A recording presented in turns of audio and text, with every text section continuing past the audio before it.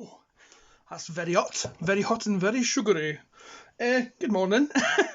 I thought I'd do a quick first thoughts video on the Netflix Siege show that's just coming. I watched the first episode, got up this morning, fed my kid and wife, got their breakfast and cups of tea and all that kind of stuff, and then I thought while I'm having my breakfast I'll watch it. I have to say going into it I wasn't like excited for it.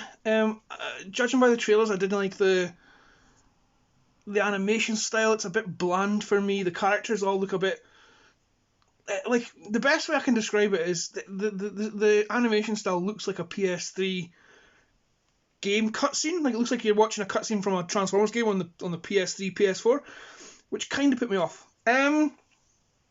So I thought I'd do a video discussing. Watch the first episode. I'm so on it, to be honest. I feel it's got its good points and its bad points. So I thought I'd discuss them while it's fresh in my head. Now, I'll start with the good, because you always should. I love seeing the toy models, like the representations of the toys on screen. They're stuck pretty much completely accurate to them as far as they can. Optimus looks amazing, Megatron looks amazing, the Seekers look amazing, Jetfire looks amazing, Ultra Magnus looks amazing. I want a Bumblebee now, because his toy is really good. Although with his toy, I don't know how they're going to be able to, because his character's model's kind of really tight and there's no like panels or anything like that, so he's very enclosed. So I don't know how they're going to, if they're using the Bumblebee mold, the Cliffjumper mold, I don't know how they're going to make that look screen accurate. What else? I love some of the things that are happening. They mention other planets, and you know, it's a bit more like, without spoiling it, right? Spoilers. I'll not spoil anything. I'm just talking about the look of the show and the feel of the show. I won't talk about anything that you see that wasn't in the trailer or any of the storylines. Although it's pretty much all given away in the trailer, the first episode anyway. Yeah, there's nothing really unbelievable happens. Well, there's something really cool that happens that I don't want to spoil. I'll watch this because I might spoil. I'll watch this back and make sure I don't spoil anything, actually, because I kind of what I like. I forget what I say because I waffle. So yeah, positives, that I love the way that the Transformers look. It's very stylized. It feels very gritty and dark, which kind of goes with the way that they've animated the Transformers and the feel of the storyline they're going for. What else did I like? That's about it, to be honest. The soundtrack's really good. The music's really good. I love that the robots, or that the characters have that robot sort of twang behind their when they speak. It's got a kind of sort of synthesized sort of background noise, which it had in the G1 cartoon, which I feel that the films kind of missed. Like with the films, because there was no sort of like, well, as far as I'm aware, added on like effects to the voices. Like Peter Cullen just sounded like Peter Cullen sitting at a microphone going, "One shall stand, one shall fall," and it felt like a human's voice rather than a robot's. Well, in this, they've got that kind of sort of background hum to their voices that they did with the G1 cartoon. That I appreciate that quite a lot, because it makes them feel less human in a good way. So that there's that. What else? I just said the look of the show was nice. It kind of feels a bit like a manga anime kind of thing. Some of the ways the shots and the angles that the camera is at, it really feels like a bit anime manga cinematic thing rather than just a cartoon or an animation, a normal animation. God, I make that tea far too hot in the morning.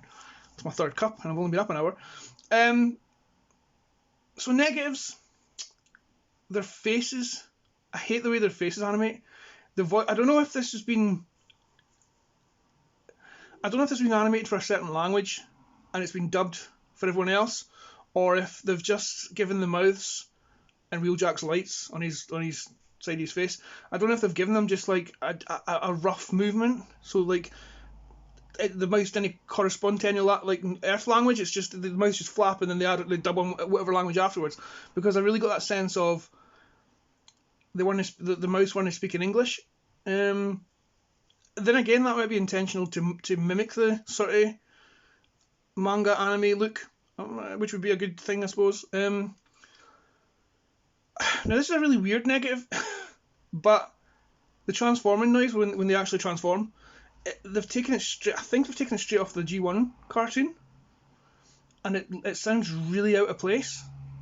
I know in shows like Transformers Prime and stuff, the noise was similar to the original, but it wasn't the exact same, and it kind of fitted in well. It really sticks out for me. It's such a wee nitpick, but it just, whenever it happens, it was like, oh, that sounds like it's out of place.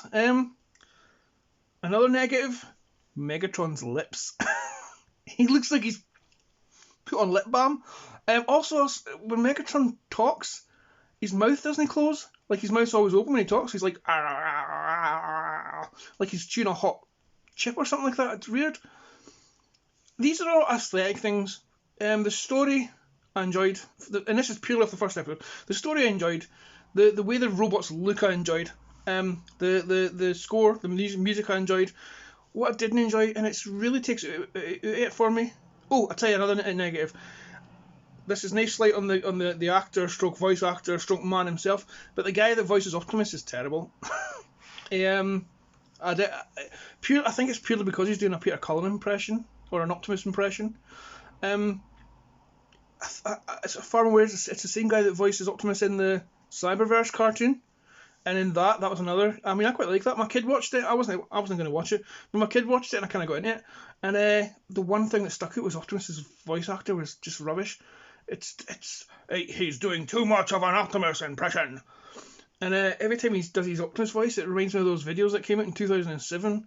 Well, guys in their bedroom like this, with a microphone going. The cube. Before time began, there was the cube. I mean, there was all the videos.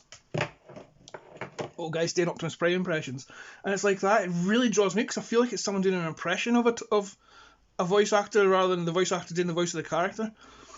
Another thing, and it's maybe this is just to my taste. None of these, I wouldn't say the show's bad. I enjoyed what I saw. I'm looking forward to see how the story goes. I think that the way it's animated sticks with me, like in a bad way. So I have to get over that. I think I just have to sort of stop looking at the things I don't like and just get past that.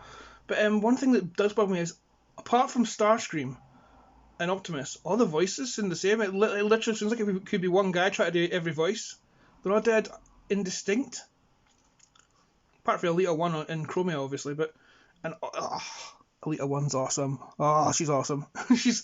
I've always said, and this isn't a spoiler by any means, I've always said that it's time to look at who could be the next leader of the Autobots. Time to retire Optimus Prime.